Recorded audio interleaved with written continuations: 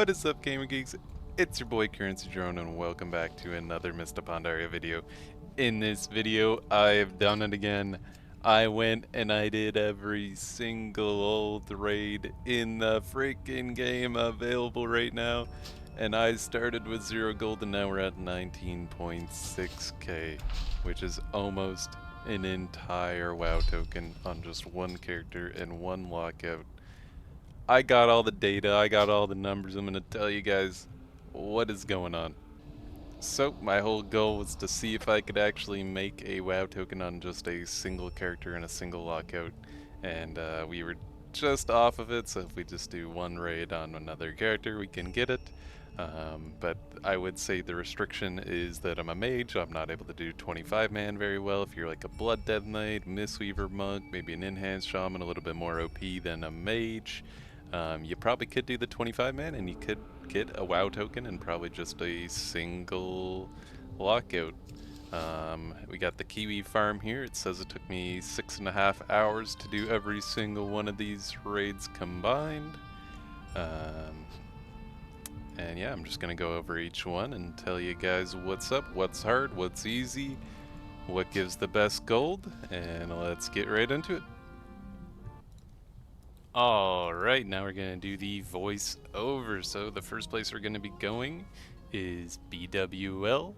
And the first thing you're going to have to do is you're going to have to create a pre-made group and then convert it into a raid so that you're actually able to enter these old raids. So go into the pre-made groups, custom group, set a name, list the group, and then convert it to raid and enter.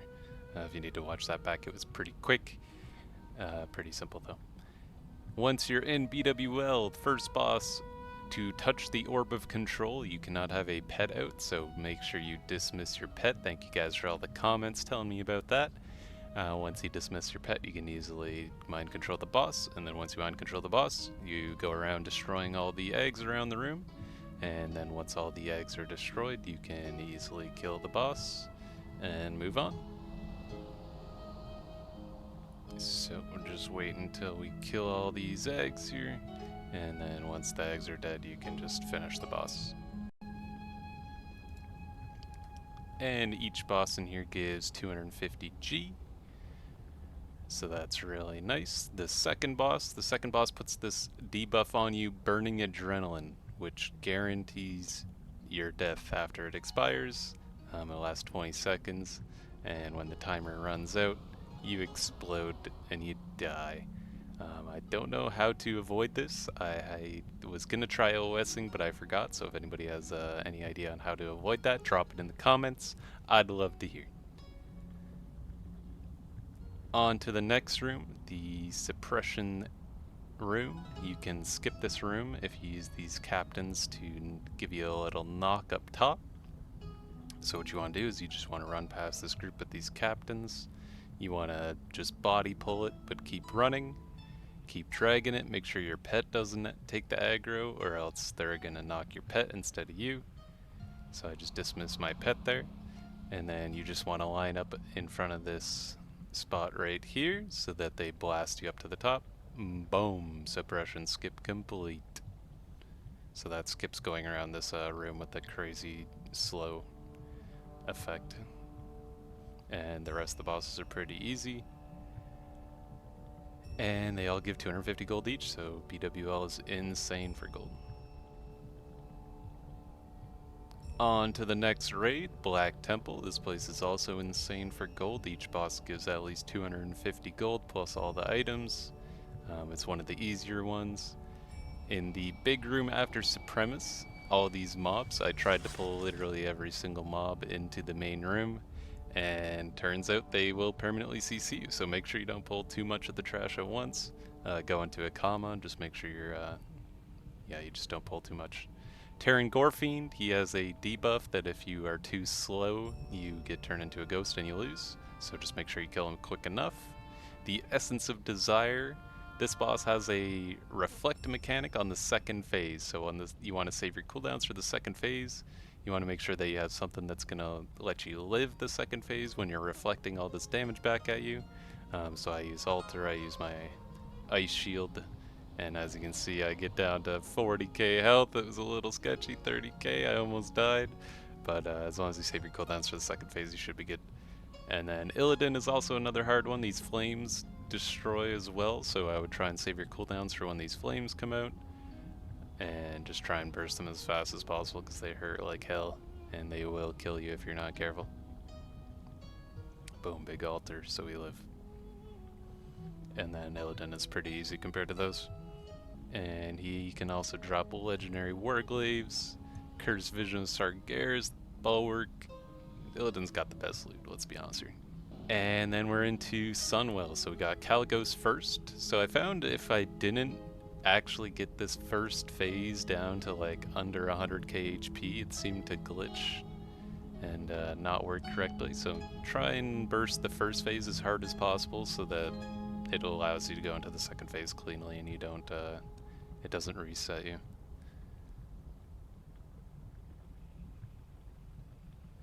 And once he's dead, you're just able to loot the undead dude. And then on to Brutalis. I would say Brutalis is pretty similar difficulty to Patchwork. I would say there's some of the harder bosses. You really need to be able to burst them as they hit pretty fucking hard and they will kill you if you're not fast enough. So here I'm just doing an insane burst. I'm doing 200k DPS pretty much. And that's what it takes to kill Brutalis. He's a hard one. Nice and low, little ice block. Let my Ellie get him down while he's burning with the living bomb. Finish him off. And on to the next boss. And the next boss is Felmist. Felmist is pretty easy, but Felmist has these, this ability to do some deep breaths, which do a bombard of poison clouds onto the map, and if you get stuck in that cloud, you will instantly die. You'll get mind controlled, and it's GG at that point. So just make sure you're dodging these poison clouds, and you won't get MC'd and you won't die.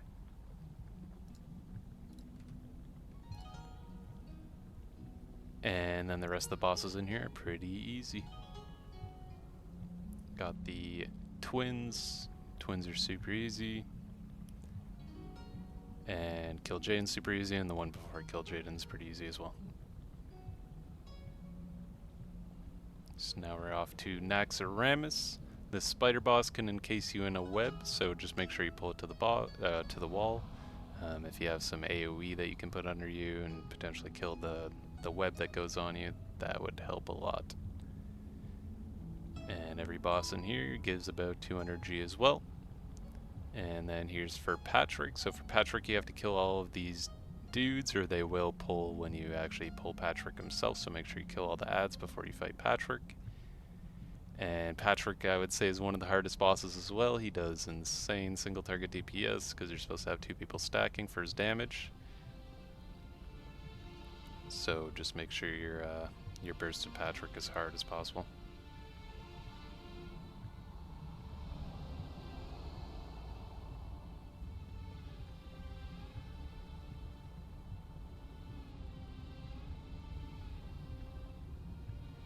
Water Ellie's dead. He killed my Ellie. Now he's coming for my ass. Summon a new Ellie.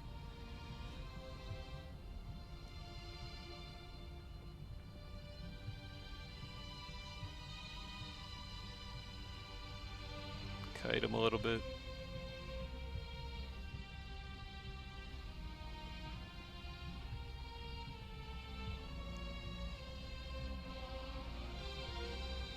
Close one, but we get him down.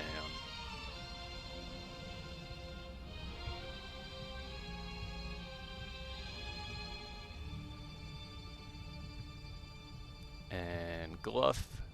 Gluff, you should be able to just outdamage the zombie chows that are coming in. Thaddeus. Just gotta pull these guys into the middle, burn them down, and then Thaddeus himself is pretty easy after that.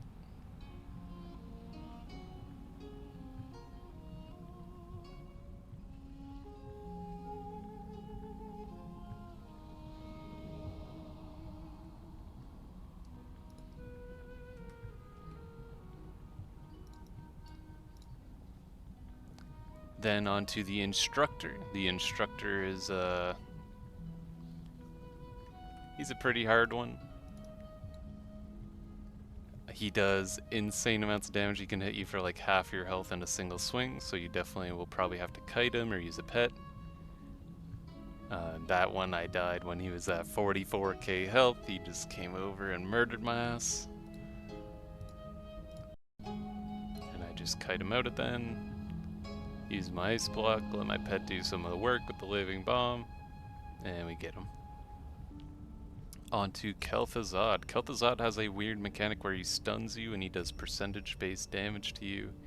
The weird thing is it doesn't happen every time, so sometimes he'll just use it on me and I'll die, and sometimes he doesn't, so it seems like it's kind of RNG whether or not he uses it on you.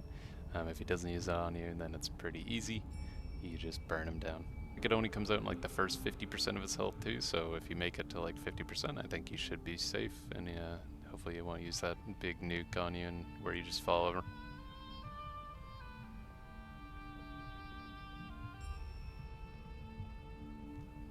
On to Obsidian Sanctum. 10-man, 3 Drake, pretty easy. You do have to clear all the trash in the room before you hit the boss. If you hit the boss, you do pull all the trash, so if you're geared enough, you could run to the boss, hit him, run to the entrance, kill all the trash at once. It's pretty hard, but it's doable, and you can just run out the portal if you do think you're gonna die. Magtheridon's Lair. You can Goblin Glider down all the way to the bottom, pull the boss, that'll pull all the monsters in the room down to you, all the adds, and then you just wait for them to respawn, do it again, start the boss, and easy peasy. And he drops 500 gold, which is absolutely massive. He's super quick.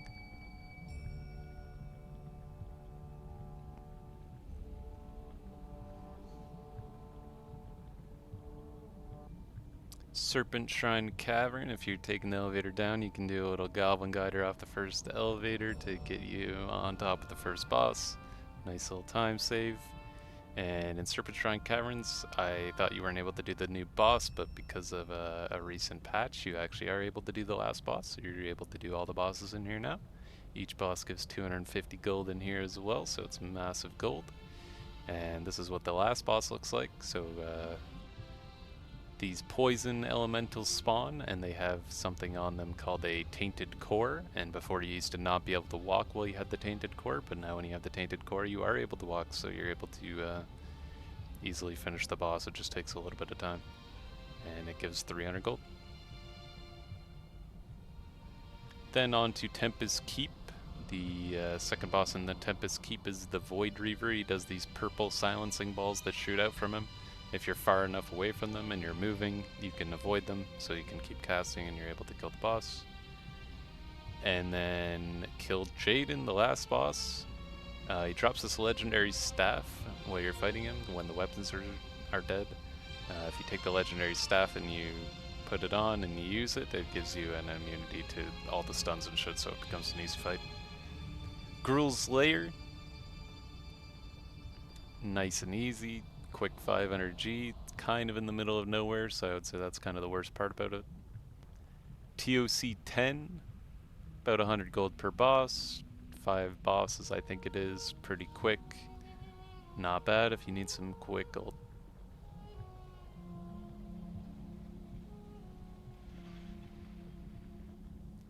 ICC 10-man, also about 100 gold per boss.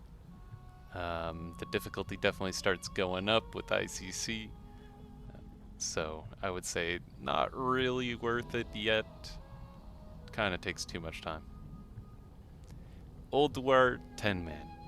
So the beginning of Ulduar, where you're doing this Flame Leviathan shit, is awful. It's not worth it.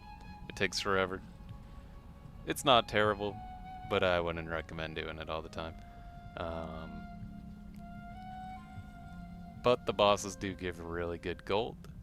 The teleporter at the beginning of Ulduar does let you skip directly into the chambers, so if you want to skip Flame Leviathan, Ignis the Furnace, and Tread Scale, I think it is. No, not Tread Scale. Razor Scale. You're able to do that. So just skipping these first 4 bosses directly into the chambers is possible. XT, if you don't skip it, this heart mechanic, make sure you don't just murder the heart instantly, or else that will force the fight into hard mode, and then it will fucking destroy you. So just make sure you're not pushing into hard mode and getting destroyed. The trio, pretty easy. This guy with the arms, super easy, just burst the arms, and he falls over.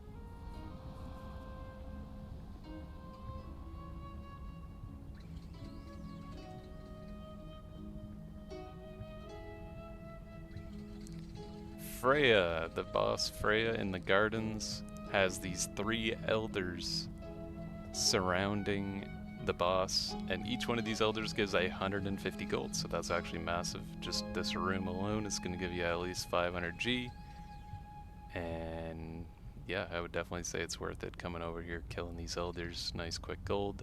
The trash in this room is really hard, so make sure you go pretty slow, do 1 pack at a time, as they're pretty messed up. They will kill you. And Freya herself is a pretty hard fight. She has this healing mechanic where you have to just keep doing the mechanics, so her healing mechanic diminishes to the point where you're able to kill her. But the gold is really good, so I would definitely say Freya's good. But the second last boss and Thorum, I would say, are not worth it. So Thorum himself, he has the gauntlet where you need to keep your pet in the main room, or you need to have a pet for it to even be possible in the first place. Not worth it. XT, doable, worth it.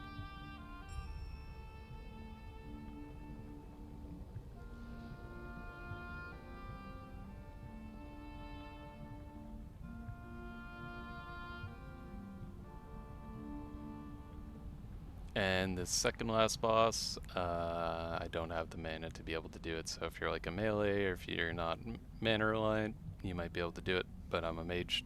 I can't cast enough spells to kill it without running out of mana, so it's not possible for me. Ruby Sanctum 10-man, also not possible for my mage yet. So if you're like a Mistweaver, DK, probably can do it. I can't do it on my mage yet though. Karazhan, super easy, 50 gold-ish a boss. Nether Spite gives you these Netherwing eggs, which is really nice, so if you want to get your Netherwing mounts but you don't actually want to do those dailies, you can just keep stacking up eggs from doing Karazhan until you have enough for full exalted. The chest event is the worst spot of Karazhan, so the chest event's honestly where I usually just teleport out, I don't bother. But that makes the last boss, the pet that the last boss drops, more valuable because not a lot of people want to do the chest event. And then we move into Hyjal. Hyjal gives really good gold per boss. It's a little bit annoying that you have to do the waves, but the waves actually give decent gold as well, so I would say it's worth it.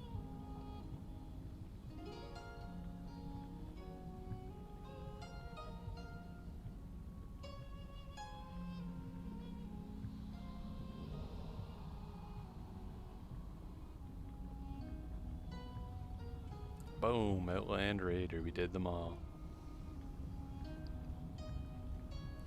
And then I've Eternity, 10-man, is possible if you get the boss nice and low. Before you go into the Drake phase, you just have to finish off the boss for like 100k damage, and it's definitely doable. Doesn't give the most gold, but there's definitely some cold transmog that comes from UE, so probably worth it.